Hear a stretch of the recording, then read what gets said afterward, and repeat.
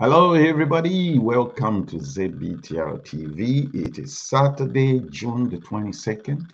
I trust you're having a wonderful weekend, and those of you in the parts where they are celebrating or experiencing the summer break, you are having a good summer. Do join us, tell a friend. ZBTR TV is live, and follow us on social media, Facebook, YouTube, and X. It's the same, ZBTR TV. Just search for it and you're going to be able to find us. We have an exciting show for you today. Like a friend of mine said, it's a family affair. So we're going to be talking to Lwito, who is our second daughter. She's going to be talking to us about how she turned her passion into her career. Hi, Lwito.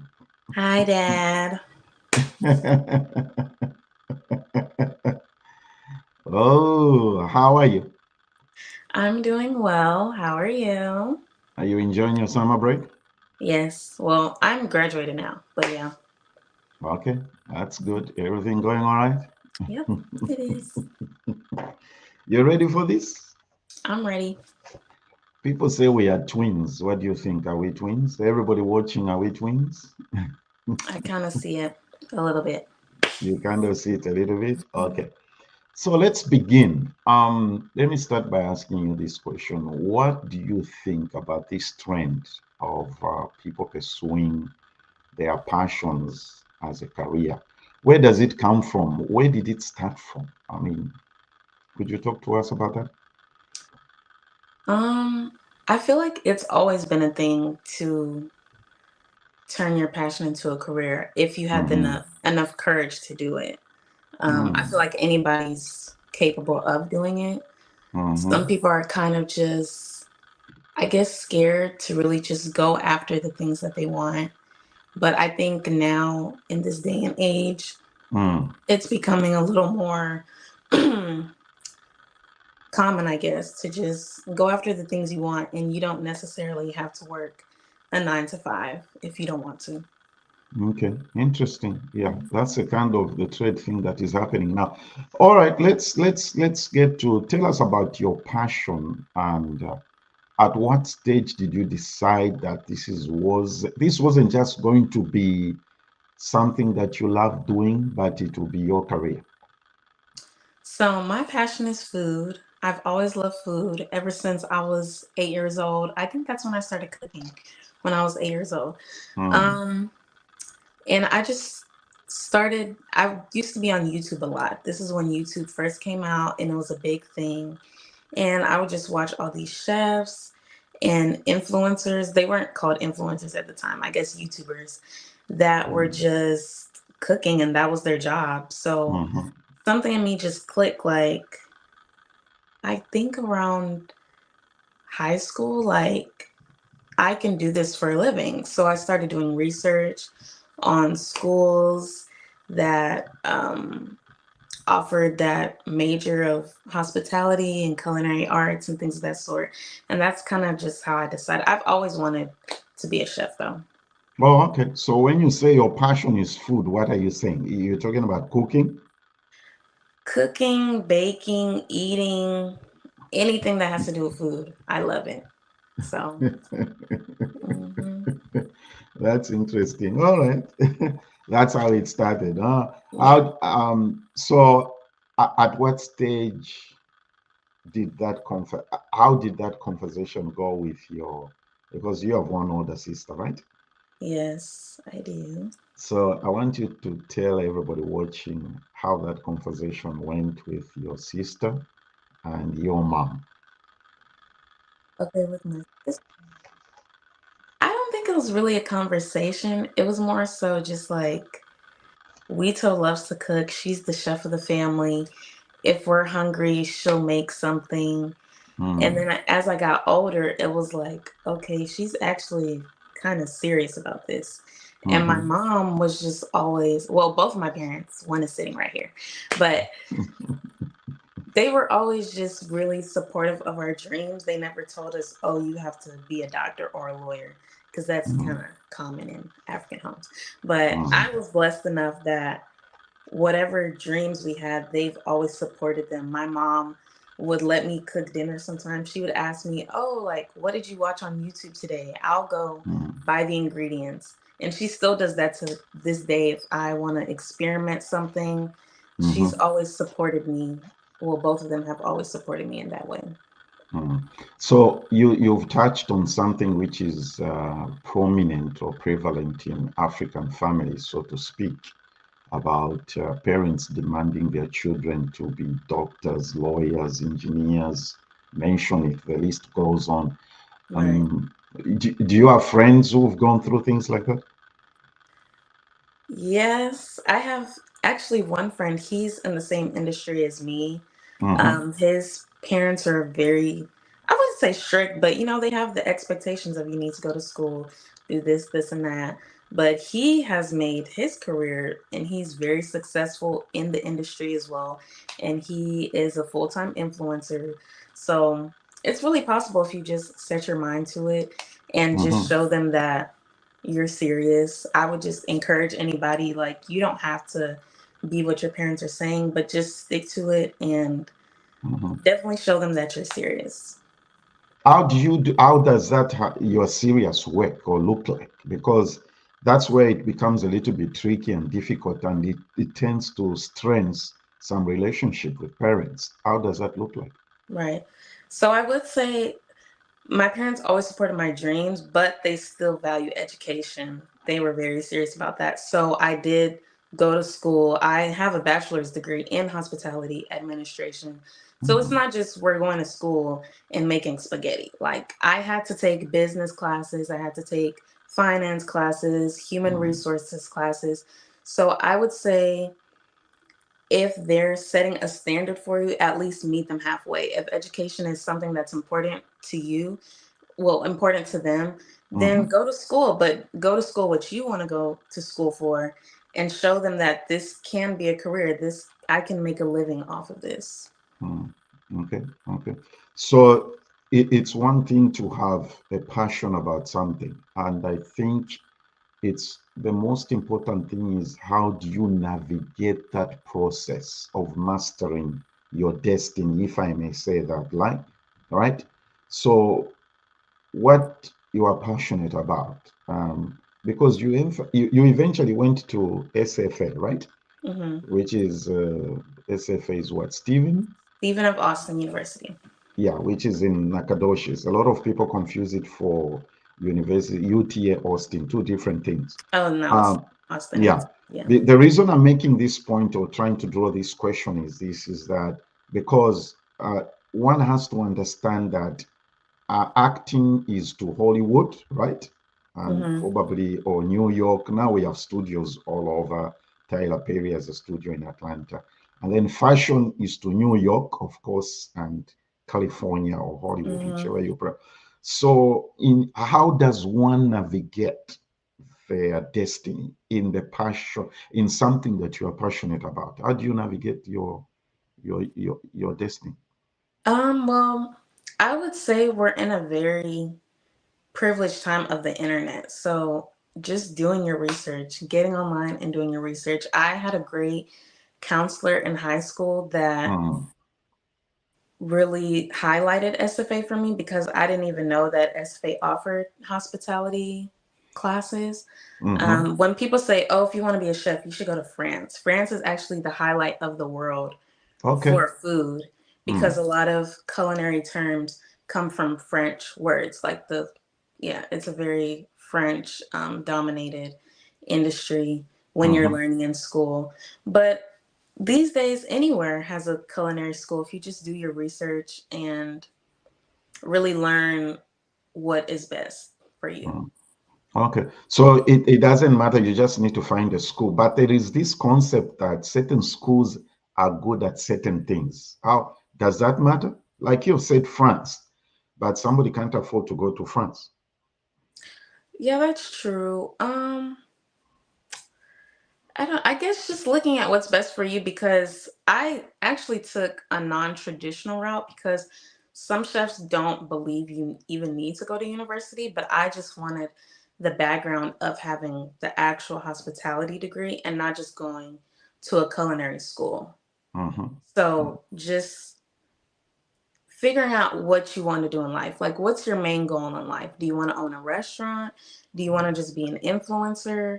Do you just want to learn how to cook? It just really depends on what you're looking for and how far you want to go into that. That's a very interesting point that you raise because the word I've heard you mention the word influencer so many times. Right. So people who are influencers, what if we may learn, some of us come from Hmm.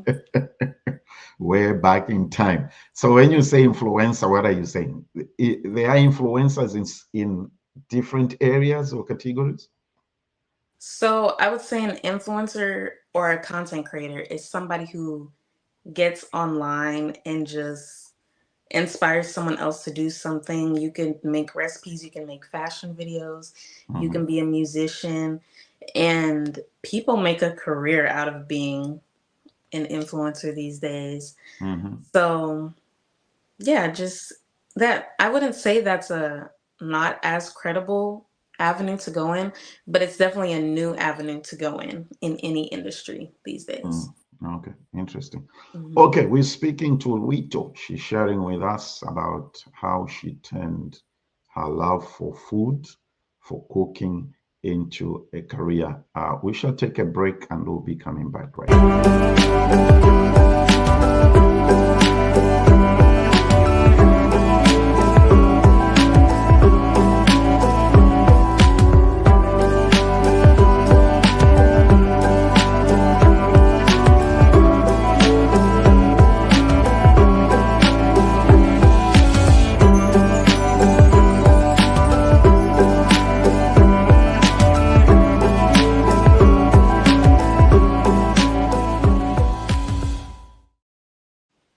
Hi, welcome back, and I hope you're enjoying the show. We're talking to Lwito. She's talking about how she changed or turned her passion for food, for cooking into a career. Lwito, you named your business company as, I hope I'll say this right, Kitchen Muse, Muse, kitchen Kitchen muse. Kitchen Muse. Okay. Any significance in the name? How did you come up with that name? Well, my friend gave me the idea of the name, and a muse is like in a force or just something that inspires you to create art. Kind of like when you go to an art class and they have a model standing there and then you just Mhm. paint whatever you see. So I feel like the kitchen is my muse because it inspires me to create. Oh, wow. Mm. Mhm. Any personalities, any figures, chefs out there, or people, individuals that inspire you? Um, yes, actually, I don't know their particular names, but I do watch this YouTube channel that highlights different chefs, and there have been a few African ones actually that aren't too far off from my age, Hmm. and they use their culture that they grew up learning, and they transform it into like a high end quality of food that is it's really nice. So those people inspire me. My friends inspire me. Ty Sule, he's in the industry. He really inspires me. Um, and yeah. Okay. That's good. All right. I want to show some of the things that you do, and please tell us what these the plates or whatever the language is, and Okay. tell us what it is. Okay. These are some of the things that you have done. Okay. Yes. Okay, so this is a lemon shrimp scampi that I created for this series of 14 days of Valentine Day meals. And Mm-hmm. it looks complicated, but it's actually very easy. I would say literally like 6 or 7 ingredients go into this meal. Mm-hmm. So you mentioned that you did it for, say that again, Valentine what? A Valentine's Day series to impress your Valentine. Oh, wow. So you do some dishes or some meals for specific events and specific occasions on the calendar, right? Yeah, so just to like really engage my audience, whatever is going on Mm-hmm. in that time of year, or whatever's trending.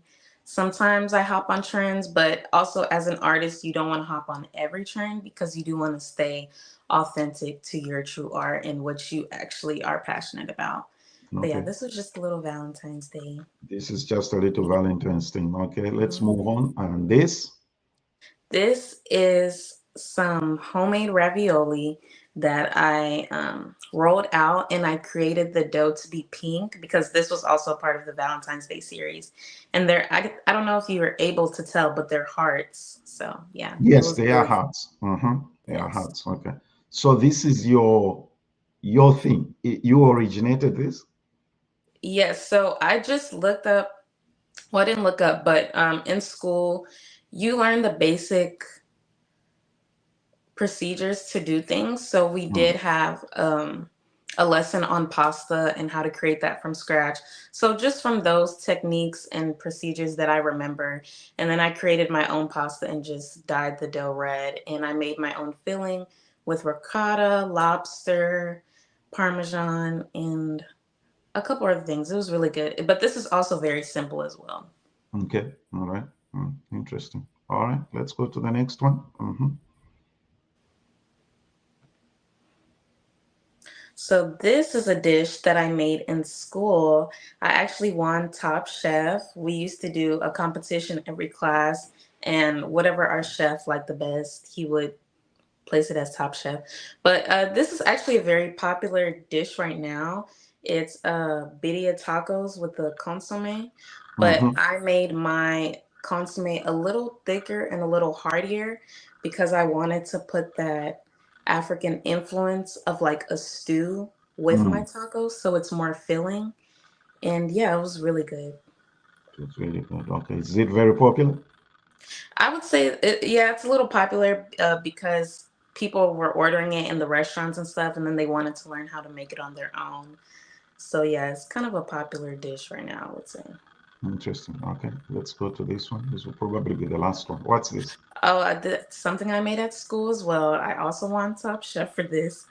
I don't remember the exact lesson it was, but I believe that's tilapia with some kind of sauce and rice and peas at the bottom. Okay. So if people want to order these things, what do they need to do? Oh, before we go to that question, I want you to explain what was this was you in school.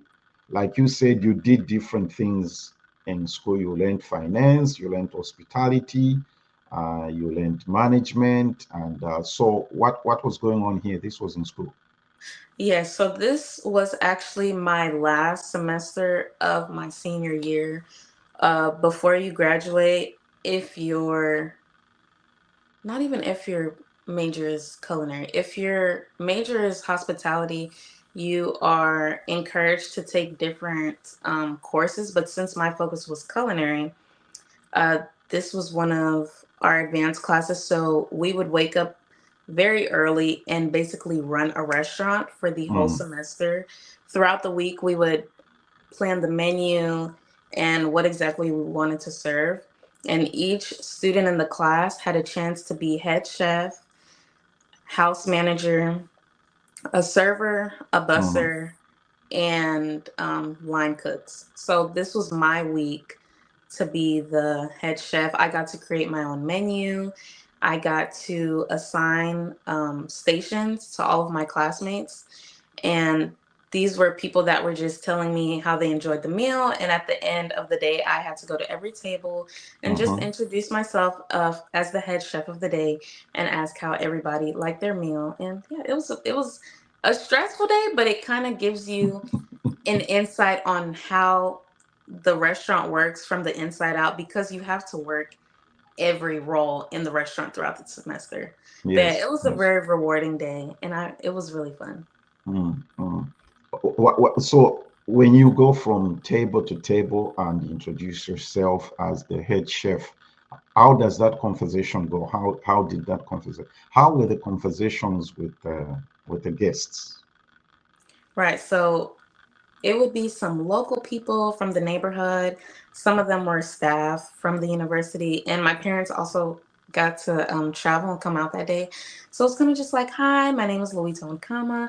I was the head chef of the day. How did you enjoy your meal?" Mm, And usually, it was a pretty good response. Some people did have some critiques, though. Not everybody is going to be satisfied with what you do, but for the most part, they enjoyed what I did okay, in so creating can you for them. talk about some of the criticism that you got that day? Right. So my school is in East Texas, um, and it's actually the oldest town in Texas, Mm-hmm. Nacogdoches, Texas.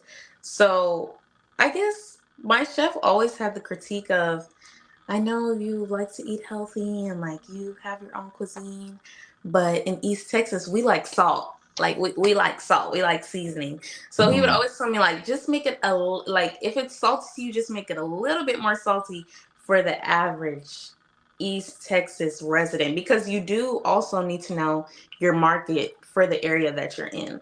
So yes, if they yes. like things a little bit more salty and it's too salty to me, I just have to accommodate that and Mm-hmm. be mindful of who I'm serving in that area.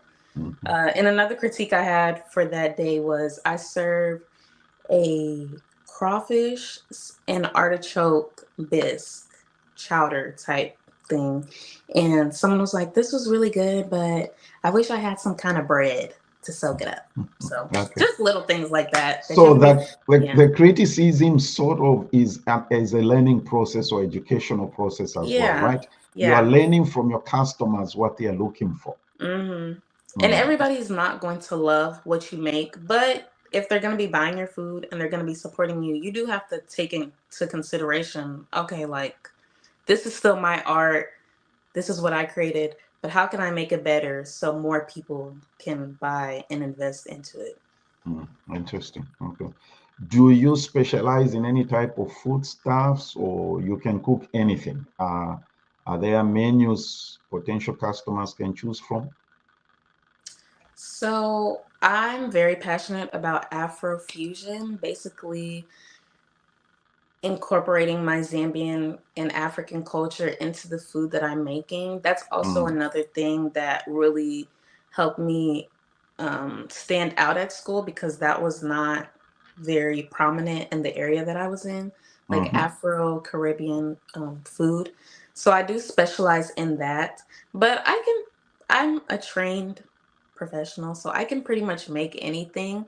mhm, And yeah, I'm also a pastry cook as well. I've been really tapping into my baking and pastry. I've been making cakes for any occasion.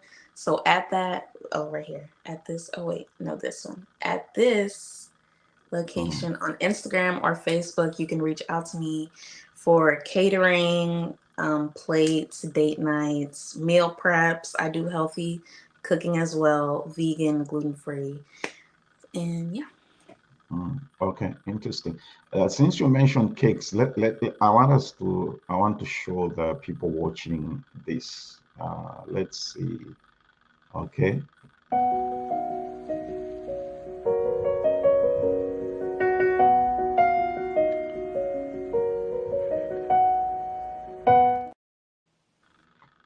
What type of cake is that?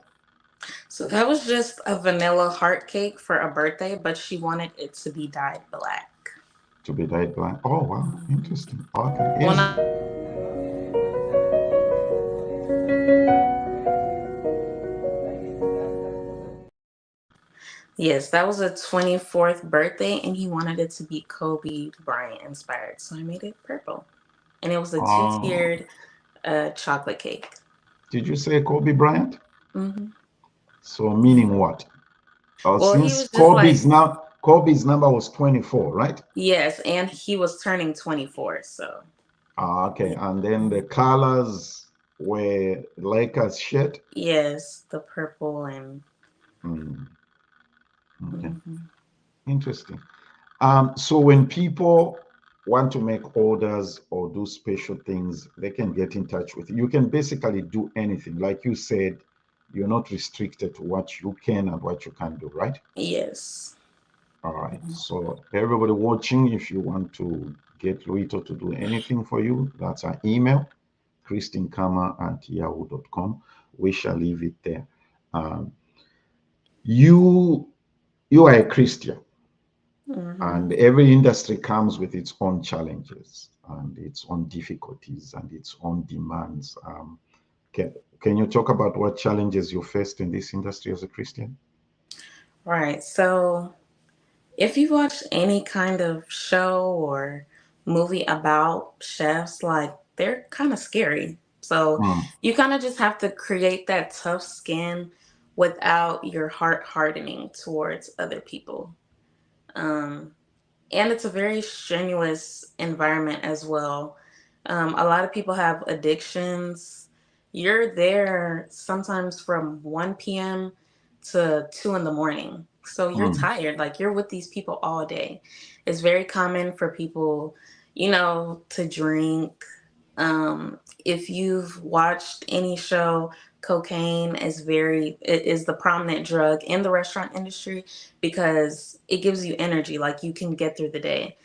oh, So wow. people would offer me cocaine at work in these restaurants, and it's very normalized, but it was scary. I'm like, people do cocaine for real?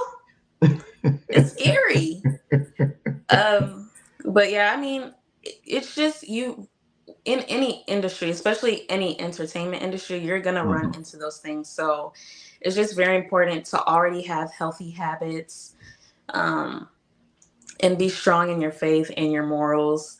Not even just through vices and stuff. People mhm, would sometimes we would talk about religion, and some people just really didn't care for God. They didn't believe in God. Someone even told me that we're gods ourselves, like we're God. You have the power within yourselves. I was mm, like, what is going on? This is crazy. But like I said, just being strong in your morals, creating those healthy habits.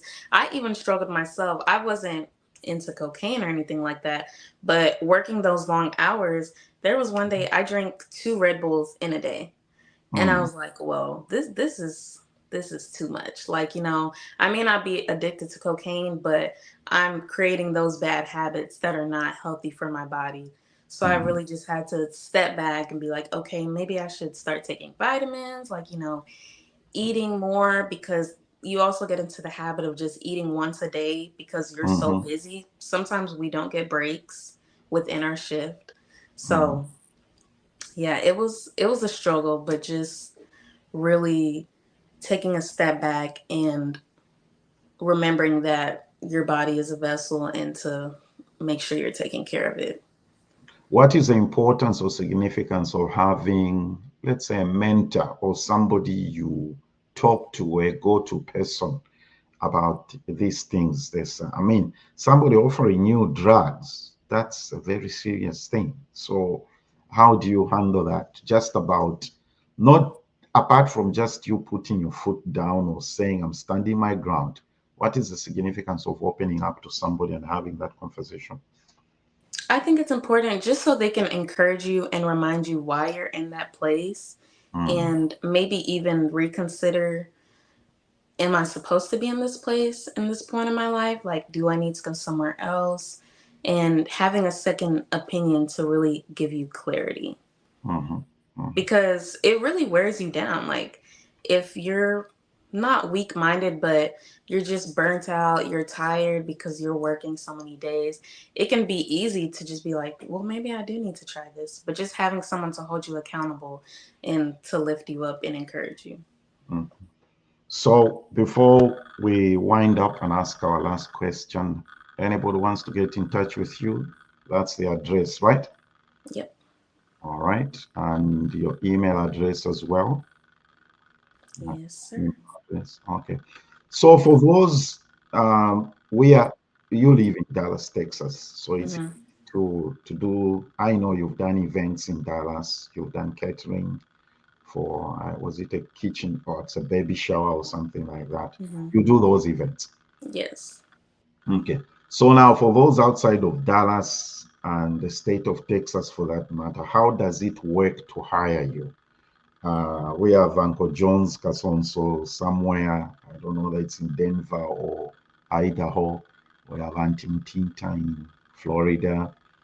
You have Auntie Priska up there in Maryland.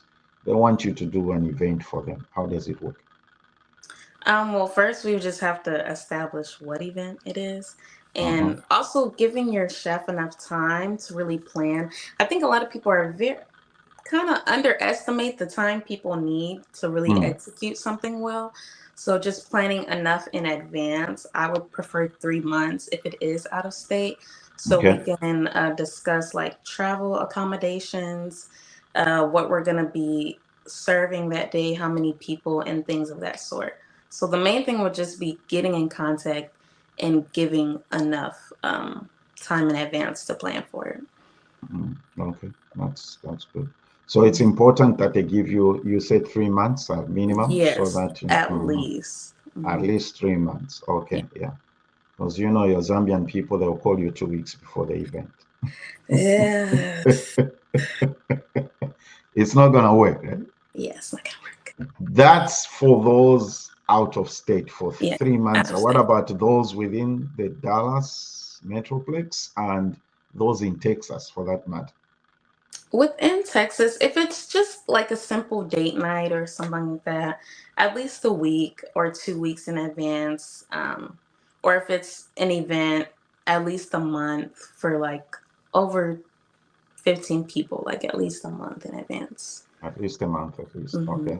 Um, so, what's your final word to somebody watching? They have a passion and they've been struggling what to do with it and all those kinds of things. I would just say keep going. Like, I know it's hard. The job market right now is very hard as well, but don't wait on someone to hire you to really follow your dreams. Even now with social media, I didn't even like creating videos in the beginning. It was really hard for me. I still struggle with consistency now, but just put yourself out there because you never know. Even reach out to brands, celebrities in your area, um, that may be looking for someone in your market or whatever you advertise to do, and you never know where it may take you. Excellent. All And right. invest in yourself. Mm, all right. Okay. But Daddy, I actually have a couple questions for you because this is kind of like a Father's Day type edition. Like Father's Day just passed, and you're a dad, I'm your daughter. So I have a couple questions for you before we're Okay. done. Okay. We're going to take it back to 1997, 27 years ago, when you Mm. first gave birth to Natasha. My first question is, what were those first few days of fatherhood like for you? Not Mm. years, first few days, if you First could few remember. days, Yeah. I was so excited. I Really? was so excited. If you told me you're gonna ask me questions, I should have shown a picture of me holding Natasha when she was a baby. I was so Yeah. excited. You know how excited I was? I Um, went to work.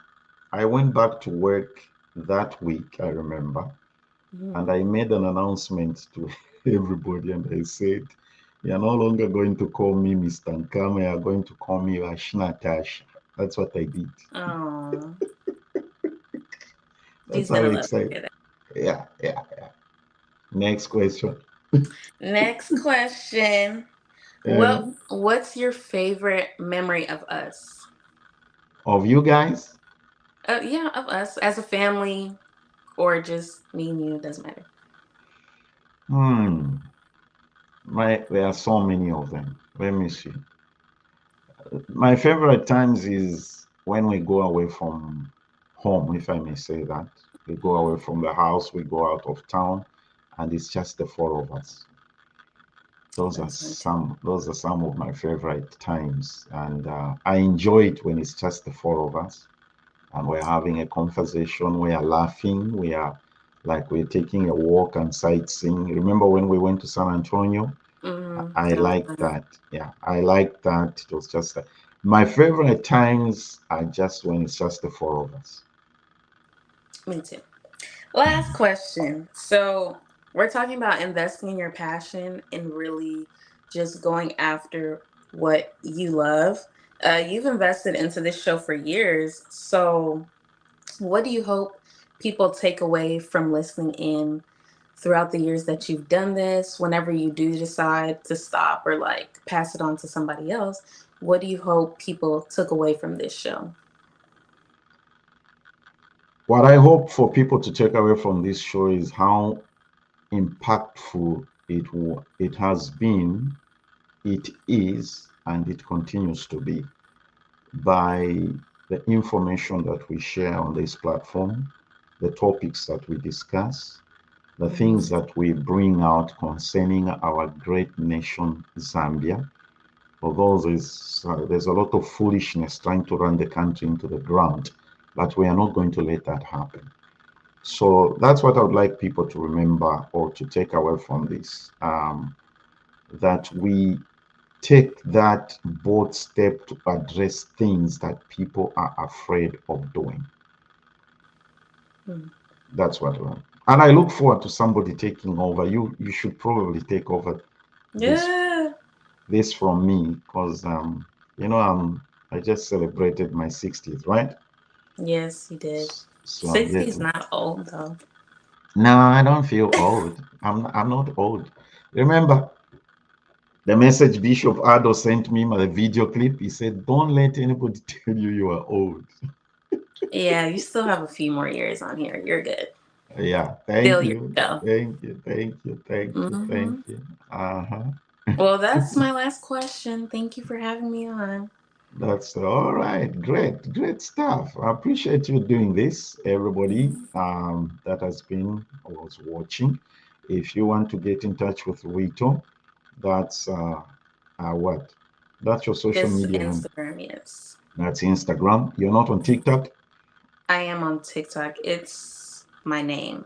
It's your name, Yeah. just If you Lwito. say my name, you'll be able to find me too. Okay, just go to face all those, and that's the email. If you want to reach out to her for you to cater for an event or do anything that you want her to do.